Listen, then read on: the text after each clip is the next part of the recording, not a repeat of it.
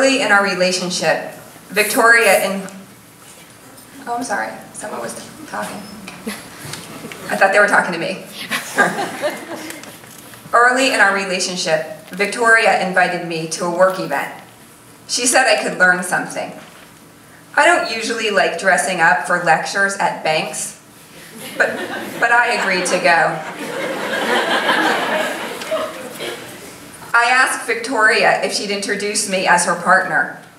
She said, "What do you want me to do? Stand up and say, 'This is my lesbian lover'?"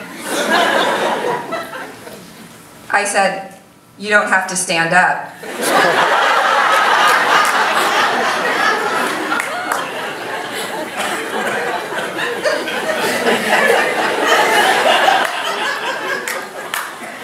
"Do you want me to lose all my clients?" she said. "These are Latins, Andrea. Latins are homophobic." "But this is Miami," I said. "It's so gay here." "Haven't you been to Lincoln Road?" She said, "You're so naive." I grew up in Miami, but I came out at 23 in Los Angeles. In Los Angeles, gay was the new black. When I moved back to Miami after being away almost 20 years, I thought being gay would be cool here too.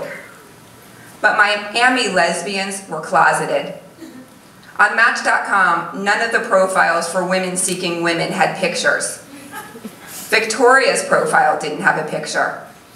In Los Angeles, women posted pictures showing off their butt cracks.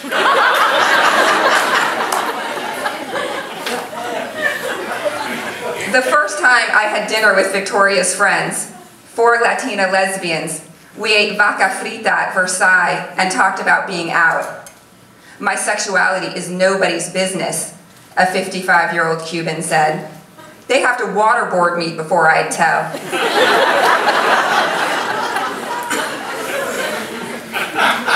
I said, "But if you don't tell, how will you ever get a date?"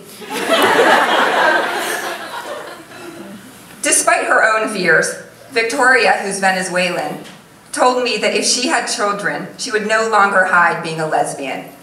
She said she wouldn't want her kids to feel like there was something wrong with their family.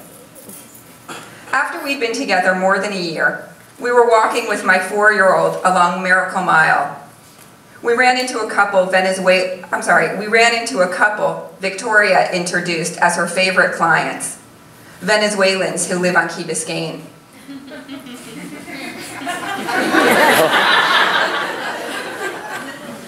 Victoria turned to Tashi and me. "This is Andrea and her daughter, Tashi." They shook my hand. When they walked away, I just looked at Victoria. "I'm sorry," she said. I said, "Those people don't care that you're a lesbian. They already love you. They love you more if they really knew you." She said, "Andrea, I want to come out, but I grew up in Latin America. It's a different world. It's like asking a woman in a burqa to wear a bikini. Even if she wanted to, she'd feel naked and vulnerable. I'm trying."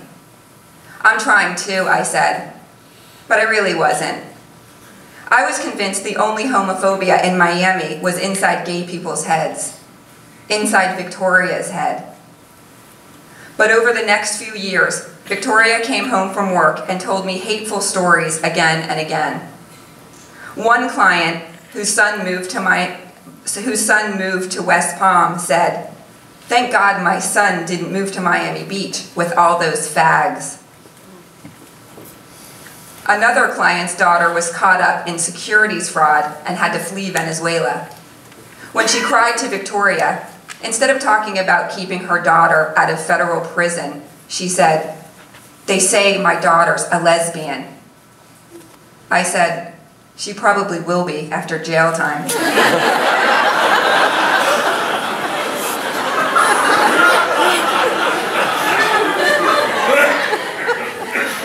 A third client told Victoria that because of gay people, God was sending a meteor to scorch the earth.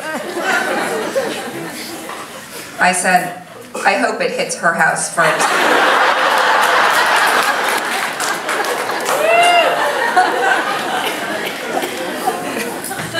joked, but I was beginning to understand Victoria.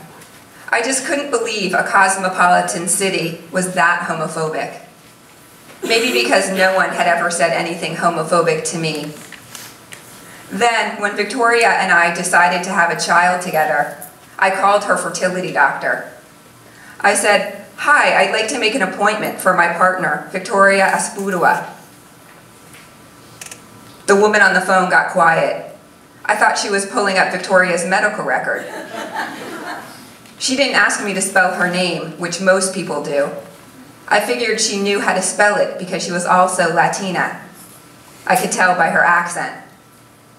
"Excuse me, ma'am, what do you mean by partner?" I said, "I mean life partner." She said, "We don't do fertility treatments for same-sex couples." "What? Why not? Lesbians can't get pregnant here? No fucking way." They'll just bleep that. "Ma'am, that's our policy."